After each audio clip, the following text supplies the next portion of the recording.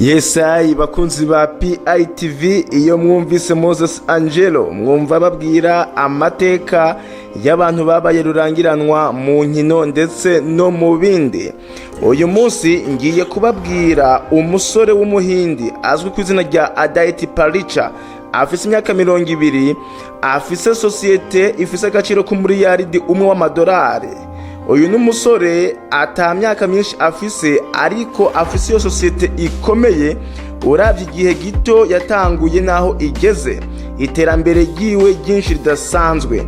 Reka rero wumve kino kiganiro nawe wumve ukuntu uyu musore yashoboye gushika ku ndoto ziwe, nawe nuko wobigenza. Hano yavuze ati yagize amahirwe yo gukoresha formulaire isanzwe mu budandaji arondera inyishu y'ikibazo kanaka. Ariko kubirabana na Aditi Paricha, igitangaje cyane ni ubuto bwiwe. Afise imyaka 20 gusa, n'umurindi yashoboye kugenda kuva atanguye urudandazwa rwiwe, ubu rufise agaciro k'imiliyoni 900 z'amadolari ya Amerika. Paricha ni umwe mu batanguje Zepto, isosiyete yatanguye kugeza ku bidandazwa byose by'imfungurwa ku rugo kurundi mu gihe gito gishoboka, mu minota 10, kandi ubu ifatwa nk'imwe mu masosiyete akura vuba cyane mu Buhinde. Hano yavuze ati vyabaye ibisazi ngo twatanguje Zepto muri Nyakanga umwaka w'ibihumbi 2021, kandi kuva ico gihe mu mezi ashika kuri 16 na 17 twavuye kukugurisha ku busa tugera ku miliyoni 200 z'amadolari ku mwaka. Turategekanya ko iyo nzira y'iterambere izotuma ibidandazwa vyiyongera cyane. Umiliyaridi w'amadolari ku mwaka mu gice ca gatatu canke ca kane cy'uyu mwaka w'ibihumbi 2023. Uko niko Paricha yavuze mu kiganiro na BBC igisata ca Business Daily. Hano umuntu yo kwibaza ati bano basore babikoze gute canke babishoboye gute? Hano yavuze ati vyatanguye nko gufyina canke gutebura mu gihe cy'icaduka c'ikiza ca corona. Paricha hamwe n'uwatanguje umuryango Kaivalia Vola baba i Mumbai, kandi barondera icyumviro cy'ubudandaji. Hano yagize ati mu gihe cyo gufunga bwa mbere kubera COVID-19, kubona imfungurwa byari bigoye, ahantu henshi ho kujya harafunzwe, kandi guhitamwo ku murongo byatwaye iminsi 6 canke 7 neza ukurikije uko ibintu byari bimeze. Kuri twemi byari imbaraga nyinshi kugira ngo iki kibazo gikosorwe, kandi aho twaganira n'abavyeyi bacu benshi muri bo baraturuta, twabonye ko ari ikibazo gikomeye kuri bo. Rero icyumviro cyatujemwe, tuvuga ati kuki tutobikora tubaha imfungurwa. Iyo rero ngo yari intango ya Zepto, inzira yihuta yoroshe yizewe kandi sukuye kugira ngo tubone imfungurwa. Rero imfungurwa bazitanga mu minota 10 gusa, aho uri hose zikaba zigushikiriye. Kino kibazo wocibaza ati mbega vyagenze gute umuntu yoba aba ku birometero imfungurwa azikeneye akazironka mu minota 10 zivuye muri sosiyete ya Zepto? Hano avuga ati ikintu gitandukanya Zepto n'abanywanyi bayo n'amasezerano yayo yo gutanga ibidandazwa vyawe mu minota 10. Nirihe banga ryawe? Ikizwi nk'ububiko butagaragara canke ghost stores canke supermarket. Paricha agira ati tukugezaho ivyo wadutegetse mu minota 10, ahanini tubikesha uruvangi rw'amaduka mato canke amaduka atagaragara twakoranye mu gihugu hose. Asigura yuko iyo umukoresha yuguruye porogaramu ya Zepto asanga urutonde rw'ibidandazwa birenga 5,000 vyateguwe neza, ariko inyuma y'ivyo ico systeme ikora ni uguhuza umuguzi n'ububiko buto bwegereye aho ibidandazwa bigomba kuba vyatanzwe.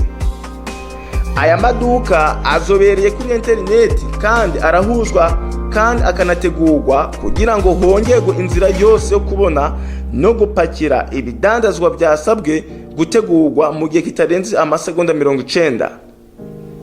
Noneho inzira yashizweho kubatanga imitwaro, abegereye agace amaduka aherereyemwo bagomba kubikora ku kigereranyo kiri hagati y'ikilometero 1. Paricha agira ati ivyo ntibisaba kugenda byihuse, turashobora gutanga vuba kubera intambuko ngufi aho kuba umurindi mwinshi w'abashoferi. Icemezo cyo gushiraho igihe cyo gutanga imizigo ku minota 10 ntabwo ari inyishu y'amahirwe, ahubwo inyishu y'ibipimo bakoze hamwe n'ibishoboka bitandukanye byerekana ko bashobora kubona byinshi hamwe n'uburyo bwo guhitamwo. Hano agira ati, twabonye ko kenshi abakiriya baba benshi iyo utanze umuzigo mu minota 10. Hari igihe utanga umuzigo mu minota 30 canke 40 bisa nkaho ari vyiza, ariko hari ibibazo byihutirwa aho ico gihe kiba kidakwiye. Iyo umuntu akeneye umuceri canke amavuta yo kumwa muri uwo mwanya, rero ubona ibicuruzwa byinshi kuri uwo mukiriya mu gihe gito cyo gutanga kitarenze iminota 10. Uko niko Parica avuga. Hano rero aratanga insiguro ukuntu bashitse ku ntsinzi. Kugeza ubu Zepto, iyo sosiyete yo mu Buhindi, ikorera mu bisagara binini by'Ubuhinde kandi ifise abantu barenga ibihumbi 10 bakorera mu biro byayo ndetse n'ibihumbi 10 by'abatwara ubutumwa. Ariko Parica aritonda mu gihe cyo kumenyekanisha ibyo yashitseko. Hano yavuze ati, ntabwo twumva ko tumaze kubikora. Nkimara kuba sosiyete ibyara inyungu igurishwa ku mugaragaro, ngiye gushira ibendera hasi mvuga ko twabikoze. Ndibaza yuko twabikoze, gusa byabaye mu by'ukuri kwizera ko twabikoze n'akaga gato kuko hari byinshi dushobora gukora. Hano avuga ati, kandi urashobora kubyumva neza, isosiyete yanje ifise agaciro k'imiliyoni 900 z'amadolari ya Amerika n'amafaranga menshi kandi ifise imyaka 20.